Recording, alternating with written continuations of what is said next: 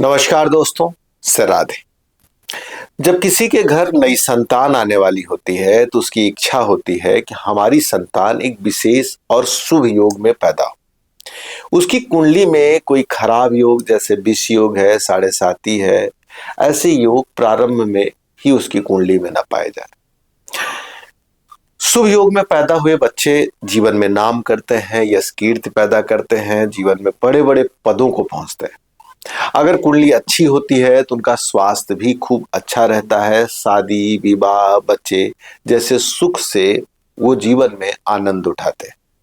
हर माँ बाप की इच्छा होती है कि मेरी संतान ऐसे शुभ योग में पैदा हो जिससे उसके जीवन में प्रकाश ही प्रकाश रहे, जीवन में दुख और पीड़ा उसके ना आए।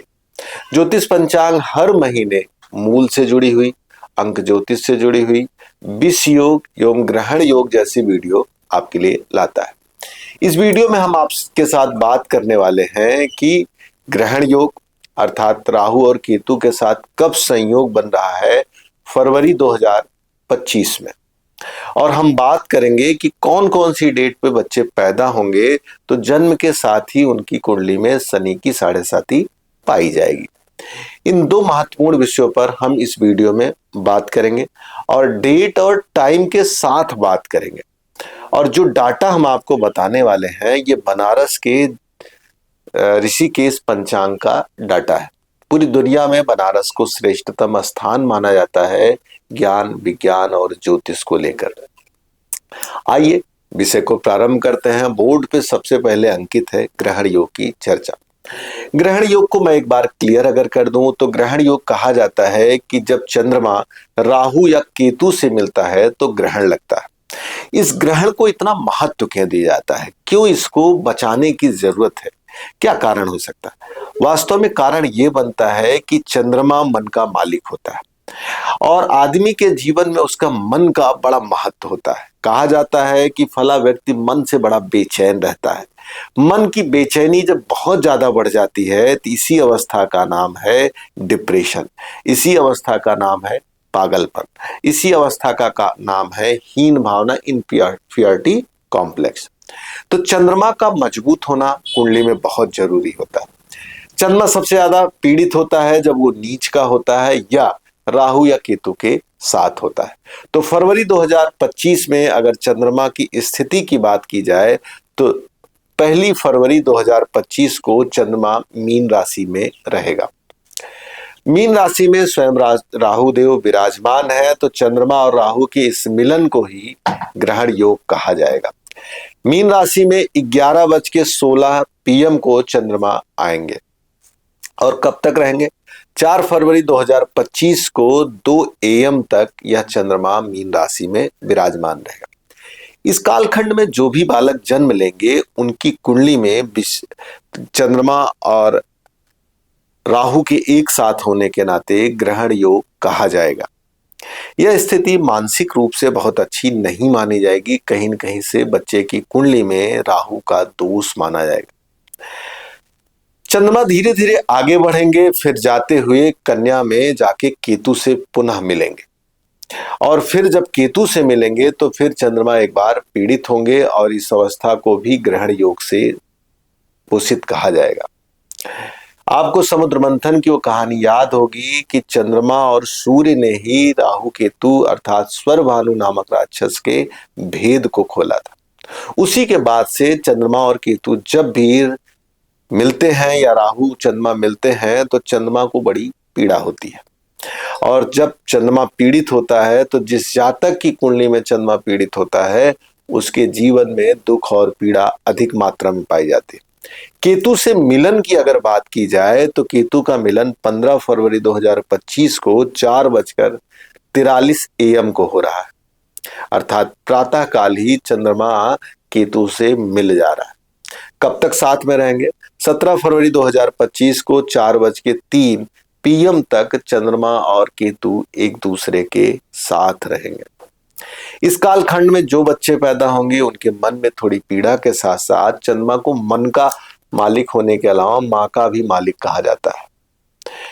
माँ अर्थात सबसे बड़ा सुख अगर वो केतु के साथ चंद्रमा रहता है तो माँ के जीवन में भी कष्ट, ऑपरेशन, चोट चपेट का संयोग बनाता है।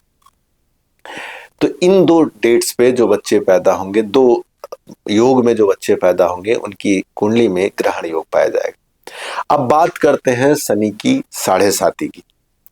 शनि की साढ़े साती कहा जाता है कि शनि जिस राशि में उपस्थित होते हैं उनसे एक राशि पहले और एक राशि बाद तक चंद्रमा की यात्रा को शनि की साढ़े साती कहा जाता है। जब बच्चा जन्म लेता है तो किसी न किसी राशि में चंद्रमा और शनि विराजमान रहते हैं। अगर वो आसपास पहुंच जाते हैं, इसी अवस्था को शनि की साढ़े साती कहा जाता है। कारण क्या है? इसको दोष क्यों कहा जाता है, पीड़ा क्यों कहा जाता है? शनि को दुख, पीड़ा, संघर्ष का कारक कहा जाता है। और फिर से मैं कहूंगा कि मन अगर दुखी रहे, पीड़ित रहे, पीड़ावान रहे तो जीवन में कहीं न कहीं से इसको अच्छा नहीं माना जाता। तो कौन से बच्चे हैं जो जन्म लेते ही शनि के साढ़े साती से प्रभावित रहेंगे? कौन सी डेट है जहां पर? वैसे फरवरी का महीना शनिवार के दिन से ही प्रारंभ हो रहा है। साथ में प्रारंभ से ही शनि की साढ़े साती पाई जा रही है। और कब तक ये शनि की साढ़े साती पाई जाएगी? अगर इसकी डेट के अनुसार मैं वार्ता करूं, डेट के अनुसार बात करूं तो 4 फरवरी 2025 को 2 AM में यह मेष राशि में जाएगा। मकर, कुंभ और मीन वालों पे शनि की साढ़े साती कंटिन्यू है। इस दौरान जो बच्चे पैदा होंगे अर्थात महीने के प्रारंभ से और 4 फरवरी 2025 को 2 AM पर तक जो बच्चे पैदा होंगे वो जन्म से ही शनि की साढ़े साती से प्रभावित रहेंगे। केवल प्रारंभ में ही नहीं, महीना समाप्त होने की स्थिति जब पहुंचेगी तब भी शनि की साढ़े साती पाई जाएगी। शनि के पास पुनः गति करते हुए चंद्रमा पहुंचेंगे और 24 फरवरी 2025 को फिर से मकर राशि में 10:14 PM को चंद्रमा प्रवेश करेंगे। चंद्रमा के इस प्रवेश से ही शनि की साढ़े साती प्रारंभ हो जाएगी। उस कालखंड के बाद जो भी बच्चे जन्म लेंगे वो शनि के साढ़े साती के प्रभाव में रहेंगे। और कब तक रहेंगे?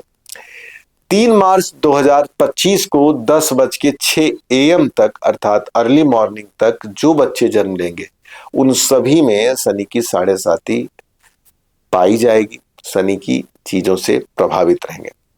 ज्योतिष पंचांग आपको ऐसे ही महत्वपूर्ण जानकारियां इसलिए देता है कि आपको अगर अपने बच्चे को सही समय में पैदा कराना है तो आप वीडियो का सहयोग ले सकते हैं। इसके अलावा अगर आपके मन में है कि एक ऐसे टाइम पे पैदा करें जिसमें खराब चीजें तो ना हो, साथ में शुभ राजयोग भी हो, तो दिए नंबर पर कॉल करके आप हमसे सीधे बात कर सकते हैं। अपनी होने वाली संतान के लिए एक शुभ डेट और टाइम निकलवा सकते हैं। वीडियो अगर आपको पसंद आई हो तो लाइक करें, सब्सक्राइब करें और शेयर करना बिल्कुल ना भूलें। उन घरों तक इस वीडियो को जरूर पहुंचाएं जिनके घर नई संतान आने वाली। नमस्कार, से राधे।